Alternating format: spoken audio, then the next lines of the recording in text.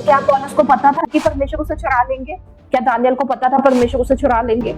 दो ऑप्शन होते हैं, या तो प्रॉब्लम आपके ऊपर हावी होगी या आप प्रॉब्लम के ऊपर हावी हो जाओगे। लेकिन प्रार्थना करनी कैसे है? जब पौलुस सिलास बंदी गृह में थे और तब उनके पैर काट में ठोके गए थे, उनको दर्द हो रही थी, उनको पीड़ा हो रही थी, लेकिन पौलुस एक स्पिरिचुअल समझदार व्यक्ति था। आराधना के साथ साथ प्रार्थना करनी शुरू कर दी और क्या हुआ? बंदी गृह की नींवें हिल गई। बाइबल कहती है कि प्रार्थना एक हथियार है। परमेश्वर ने वो वेपन, वो हथियार हमारे हाथों में दे दिया है और अपने लोगों को छुड़ाया है। परमेश्वर खुद अपने लोगों को छुड़ाने के लिए उतर आया है, क्योंकि हमारी जो लाइफ है वो स्पिरिचुअल है। बाकी बाद में जो हम स्पिरिचुअल वर्ल्ड में करते हैं ना, वही हम रियल वर्ल्ड में काटते हैं।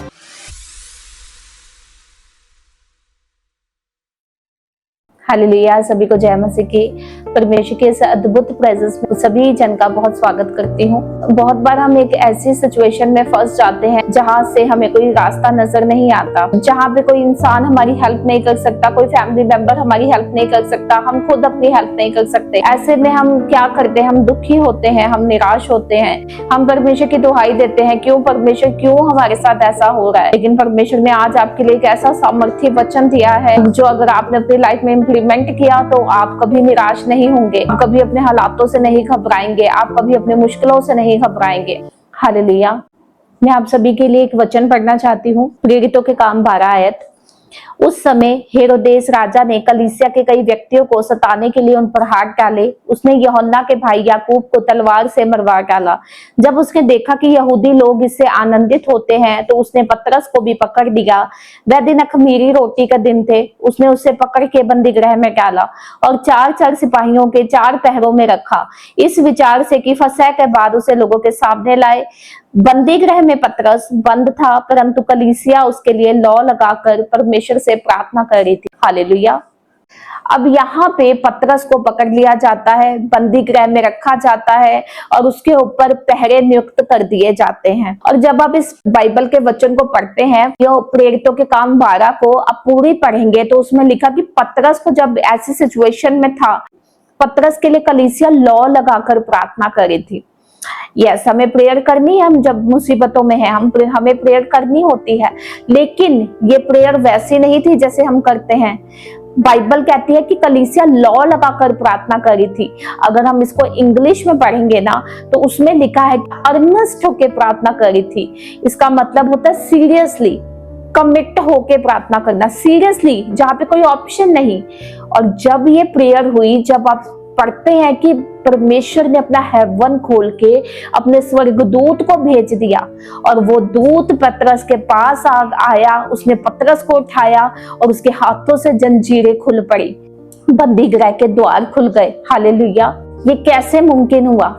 ये इसलिए मुमकिन हुआ क्योंकि कोई प्रार्थना कर रहा था। कलीसिया लौ लगाकर प्रार्थना करी थी, इंटेंस प्रे करी थी। बहुत बार हमारी लाइफ में ऐसी सिचुएशन आती है, हमें रास्ता नजर नहीं आता, चाहे वो हमारी फैमिली हो, चाहे हमारे फाइनेंसेस हो, हमें नहीं पता कि क्या करें। लेकिन दैट टाइम पे 2 ऑप्शन होते हैं, या तो प्रॉब्लम आपके ऊपर हावी होगी या आप प्रॉब्लम के ऊपर हावी हो जाओगे। हालेलुया। और प्रार्थना ही एकमात्र हथियार है। लेकिन प्रार्थना करनी कैसे है? लौ लगाकर, इंटेंस, कि नहीं, इसके अलावा कोई ऑप्शन नहीं है। ऐसे सामर्थ्य प्रेयर करनी है, प्रभु के आगे बैठ जाना है घुटने टेक के, ताकि परमेश्वर को अपने दूतों को भेजना ही पड़े हमारे लिए। हालेलुया। जब पौलुस सिलास बंदी गृह में थे और तब उनके पैर काट में ठोके गए थे, उनको दर्द हो रही थी, उनको पीड़ा हो रही थी, लेकिन पौलुस एक स्पिरिचुअल समझदार व्यक्ति था। उसने क्या किया? दैट टाइम पे आराधना के साथ साथ प्रार्थना करनी शुरू कर दी और क्या हुआ? बंदी गृह की नींवें हिल गई और उसी वक्त स्वर्गदूत आ गए और उनको छुड़ाया और वो बंदी गृह से छूट गए। यहाँ पे हम एक बात सीखते हैं, पतरस ऐसी सिचुएशन में था जहाँ पे कोई रास्ता नहीं, पौलुस सिलास ऐसी सिचुएशन में थे जहाँ पे कोई रास्ता नहीं। जब फिरौन की सेना पीछे पड़ी थी और लाल समुद्र आगे था, कोई रास्ता नहीं था। लेकिन यीशु मसीह कहते हैं वो एकमात्र रास्ता है। जब हमारी लाइफ में कोई रास्ता नजर नहीं आए तो हमें रोना नहीं है, हमें एक जगह बैठ नहीं जाना है, परमेश्वर ऐसा क्यों हुआ, क्यों तो मुझे नहीं निकालता। परमेश्वर के आगे घुटने टेक के प्रार्थना करनी है। तो क्या पौलुस को पता था कि परमेश्वर उसे छुड़ा लेंगे? नहीं। क्या दानियल को पता था परमेश्वर उसे छुड़ा लेंगे? नहीं। प्रभु यीशु से जो प्रेम रखते हैं ना, हमारा काम ये डिसाइड करना नहीं है कि परमेश्वर हमें छुड़ाएगा, रिजल्ट देगा नहीं देगा। हमारा काम सिर्फ प्रेयर करना है। बाइबल कहती है कि प्रार्थना एक हथियार है। परमेश्वर ने वो वेपन, वो हथियार हमारे हाथों में दे दिया है। जब भी कोई ऐसी सिचुएशन आए तो हमें घुटने टेक के बैठ जाना प्रभु के आगे। अगर प्रभु की इच्छा होगी तो वो हमें छुड़ा लेगा। हालेलुया। जैसे उसने दानियल को छुड़ाया, जैसे उसने पतरस को छुड़ाया, जैसे उसने पौलुस सिलास को छुड़ाया, जैसे उसने इजराइली लोगों को छुड़ाया, वो हमें भी छुड़ा लेगा। बाइबल में जहां जहां ऐसी इंटेंस प्रे हुई है, परमेश्वर ने अपने हेवन को खोल दिया है और अपने लोगों को छुड़ाया है। परमेश्वर खुद उन अपने लोगों को छुड़ाने के लिए उतर आया है, क्योंकि हमारी जो लाइफ है वो स्पिरिचुअल है। अगर हम मसीह है, अगर हम प्रभु यीशु को उद्धार करता ग्रहण कर चुके हैं, अगर हम जान चुके हैं कि वही सर्वशक्तिमान परमेश्वर है, वो सब कुछ करने की सामर्थ्य रखता है, तो हमारी जो जिंदगी है वो स्पिरिचुअली पहले है और बाकी बाद में। जो हम स्पिरिचुअल वर्ल्ड में करते हैं ना, वही हम रियल वर्ल्ड में काटते हैं। एक भाई के रियल टेस्टिमनी मैं आपके साथ बांटना चाहती हूँ। एक हस्बैंड और वाइफ पे बहुत सारा कर्जा हो जाता है और वो सोचते हैं कि अब हमारे पास कोई रास्ता नहीं, हम आत्महत्या कर लेंगे। आत्महत्या करने से पहले वो अपने एक फेवरेट रेस्टोरेंट में जाते हैं कि हम यहाँ बैठ के आखिरी बार एक साथ मिलके खाना खाएंगे। जिस रेस्टोरेंट में, जिस होटल में वो होते हैं, वहां पे एक क्रिश्चियन भाई उनको मिलता है और परमेश्वर उस क्रिश्चियन भाई को इस्तेमाल करता है उस फैमिली के लिए। वो क्रिश्चियन भाई उस कपल को बताते हैं कि प्रभु यीशु तुमसे बहुत प्रेम करते हैं। जब वो शब्द अपने मुंह से बोलते हैं तो परमेश्वर का प्रेम उनके मन में आ जाता है और वो वही रोने लग जाते हैं और वो अपनी सारी बात उनको बता देते हैं कि हमारे ऊपर बहुत कर्जा है और हम तो मरने जा रहे हैं। तो उसने बोला, नहीं, आप एक बार प्रभु यीशु को पुकारें, वो आपकी सहायता जरूर करेंगे। दोनों हस्बैंड वाइफ का मन बदलता है और वो अगले दिन जिनकी कोर्ट में पेशी होती है और वो कोर्ट में चले जाते हैं पेश होने, जबकि वो आत्महत्या करने वाले थे। वो कोर्ट में जाते हैं, वो खड़े होते हैं और वो भाई जिनके ऊपर कर्जा होता है वो क्या देखता है, जब वो कोर्ट में खड़े हैं, अपने सामने परमेश्वर को देखता है, अपने सामने यीशु मसीह को देखता है और यीशु मसीह उसे कहते हैं, चल आ, मेरे साथ प्रार्थना करनी है।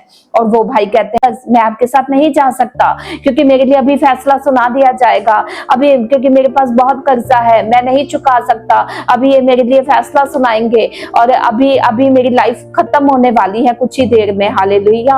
लेकिन प्रभु यीशु उनको लगातार कहते हैं, चल मेरे साथ प्रार्थना करनी है और प्रभु यीशु उसकी स्पिरिट को ले जाते हैं अपने साथ और एक जगह पे बैठ के दोनों प्रेयर करने लगते हैं। प्रभु यीशु उसके साथ प्रार्थना करने लगते हैं और थोड़ी देर के बाद क्या होता है, जब वो अपनी स्पिरिट में वापस आते हैं और वो देखते हैं वो कटघरे में खड़े हैं और जो उनके आगे वकील है वो उनको कहते हैं, कांग्रेचुलेशन, तुम्हारा कर्जा माफ हो चुका है, तुम्हारी सजा माफ हो चुकी है। वो हैरान होते हैं, ये कैसे हो गया, कैसे हो गया, मैं तो यहाँ मौजूद ही नहीं था, मैं तो प्रभु यीशु के साथ था, मैं प्रार्थना कर रहा था, ये कैसे हो गया। लेकिन उसको कोर्ट से रिहाई मिल जाती है। तब वो जान लेते हैं कि प्रभु यीशु ने मुझे बचाया है, प्रभु यीशु ने मुझे बचाया है, क्योंकि प्रभु यीशु दया करने वाले हैं, क्योंकि प्रभु यीशु बचाने वाले हैं। प्रभु यीशु संकट में हमारे सहज से मिलने वाले सहायक हैं। प्रभु यीशु ने अपना प्राण क्रूस पर इसलिए नहीं दिया कि हम नाश हो जाएं। प्रभु यीशु ने अपना प्राण क्रूस पर इसलिए नहीं दिया कि हम मुश्किलों से भाग जाएं। प्रभु यीशु ने हमें चुना और हमें प्रभु यीशु एक योद्धा की तरह देखते हैं। पर क्या आपको अपने हथियारों का यूज करना आता है? क्या आपको प्रार्थना के हथियार का यूज करना आता है? क्या आपको फास्टिंग के हथियार का यूज करना आता है? क्या आपको आराधना की ताकत पता है?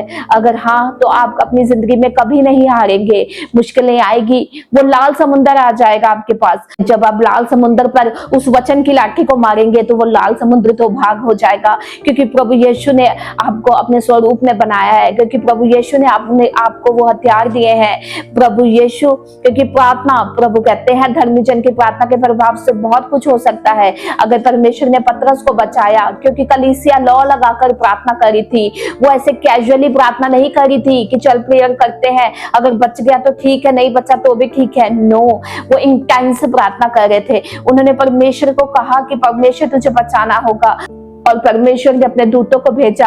पौलुस सिलास बंदी गृह में प्रभु की आराधना कर रहे थे, उनके पैर काट में ठोके गए थे, उनको दर्द हो रही थी, लेकिन उन्होंने वो दर्द नहीं देखी। उन्होंने देखा कि परमेश्वर का वचन क्या कहता है, परमेश्वर हमें छुड़ाएगा। पौलुस, जिसको प्रभु यीशु मसीह का जब पहली बार दर्शन आया तो बाइबल कहती है कि वो अंधा हो गया, उसको दिखना बंद हो गया। तब पौलुस जो एक स्पिरिचुअल बुद्धिमान था, उसने 3 दिन रात कुछ नहीं खाया, वो प्रभु से प्रार्थना करता रहा, उपवास में बैठा रहा और परमेश्वर ने हनन्याह को भेज दिया। और जब हनन्याह ने उसके सिर पे हाथ रखा तो उसकी आंखों में फिर से रोशनी आई। तब पौलुस प्रभु यीशु के कामों के लिए इस्तेमाल हुआ। उसी तरीके से जब पौलुस पे दोबारा मुश्किलें आई, वो रोने नहीं लग गया, वो बंदी गृह में था और वो आराधना करने लग गया और परमेश्वर ने उस बंदी गृह की नींवों को हिला दिया। आज आप ऐसी सिचुएशन में हो सकते हैं जब आप अपने आप को बंदी गृह में फंसा हुआ महसूस कर सकते हैं। आपको कोई रास्ता नजर नहीं आ रहा, कोई पर्सन नहीं जो आपकी हेल्प कर सकता है। आपको लग रहा होगा कि आपके हाथ जंजीरों से बंधे हैं और ये लोहे की जंजीरें बहुत भारी हैं। आपके आसपास तो पहरेदार हैं, आप वो पहरेदारों के पास बहुत बड़े हथियार हैं जहां से आप भाग नहीं निकल सकते, लेकिन एक है जो आपको बचा सकता है, उसका नाम है प्रभु यीशु मसीह। लेकिन आपको पुकारना है। पतरस के लिए कलीसिया पुकार रही थी प्रभु को, पतरस के लिए कलीसिया लौ लगाकर प्रार्थना कर रही थी, पौलुस और सिलास खुद प्रार्थना कर रहे थे, मूसा ने खुद लाठी को मारा, समुद्र 2 भाग हो गया, दानियल खुद प्रार्थना कर रहा था, प्रभु यीशु ने उसे बचा लिया। हिजकिय्याह राजा जो मरने वाला था, लेकिन उसने दीवार किया और मुंह किया और प्रार्थना करने लगा और परमेश्वर ने 15 साल उसकी उम्र को और बढ़ा दिया। मायने ये रखता है कि आप मुश्किलों में प्रभु यीशु को पुकार रहे हैं, क्या आप एक योद्धा बन के तैयार होके शैतान से अपना युद्ध कर रहे हैं। बाइबल कहती है कि परमेश्वर के सारे हथियार बांध लो। कौन से है वो हथियार? प्रार्थना करना, वचन एक हथियार है, फास्टिंग करना, सुसमाचार के जूते पहनने, प्रचार करना, प्रभु यीशु की चंगाई का प्रचार, प्रभु यीशु की भलाई का प्रचार एक हथियार है। अगर हाँ ऐसा है तो आप जीतने वाले हैं। हालेलुया। तो आपके आगे कोई प्रॉब्लम टिक नहीं सकती, तो आपके आगे कोई पहाड़ टिक नहीं सकता, क्योंकि आप एक योद्धा हैं, आप एक आत्मिक योद्धा बन चुके हैं। अगर नहीं तो आपको एक आत्मिक योद्धा बनना है। आज का जो वचन है अपने मनों में बिठाइए, अपने दिल में बिठाइए, अपने हृदय में बिठा लीजिए और इस पे मनन कीजिए। और जब भी ऐसी कोई प्रॉब्लम आए तो याद कीजिए उस पतरस को, याद कीजिए उस पौलुस को, याद कीजिए उस दानियल को, क्योंकि वो वही परमेश्वर है जिसने उनको छुड़ाया, वो आपको भी छुड़ाएगा। हालेलुया। चलिए प्रार्थना करते हैं। हालेलुया। मेरे सामर्थी परमेश्वर, मैं धन्यवाद करती हूँ खुदावंद आज इस पवित्र वचन के लिए। परमेश्वर, जितने भी लोग मुझे देख रहे हैं मेरे खुदावंद, उनको तेरे लहू में छुपाते परमेश्वर, एक दलेरी का आत्मा खुदावंद मांगते परमेश्वर। तेरा वचन कहता है परमेश्वर पिता की धर्मी जन की प्रार्थना के प्रभाव से बहुत कुछ हो सकता है। हे पिता, इनको अपना प्रार्थना का आत्मा दे परमेश्वर, एक दलेरी दे खुदावंद, एक फायरफुल प्रेयर परमेश्वर ये लोग कर सके परमेश्वर। ये मुश्किलों घबराए ना मेरे खुदावंद, बल्कि एक आत्मिक योद्धा बन के लड़ सके खुदावंद और मुश्किलों पर जय हासिल कर सके, क्योंकि खुदा तूने ही कहा कि हम एक जयवंत जीवन के लिए बुलाए गए हैं। तूने ही कहा मेरे खुदावंद की प्रार्थना के प्रभाव से बहुत कुछ हो सकता है। हे परमेश्वर, तेरे दलेरी का आत्मा खुदावंद इन लोगों पे उतरे परमेश्वर, और ये लोग खुदावंद तेरे बड़े बड़े काम करने वाले बन जाए। प्रभु यीशु मसीह के सामर्थ्य नाम से मांगते हैं, आमीन आमीन। जितने भी लोग इस चैनल को देख रहे हैं, मैं आप सभी से एक अनुरोध करना चाहती हूँ। चैनल परमेश्वर का दिया गया एक विजन है, और जिन लोगों ने इस चैनल को सब्सक्राइब नहीं किया है, आप सब्सक्राइब कीजिए, आप इस चैनल को शेयर कीजिए। आज के वचन को आप शेयर करना बिल्कुल भी मत भूलिए, क्योंकि जो प्रभु ने हमें दर्शन दिया है, हम इसको और आगे लेके जाए। परमेश्वर के राज्य में ये चैनल एक आशीष का कारण बने। हालेलुया। अब सभी जन बहुत ब्लेस्ड है। सबको जय मसीह की।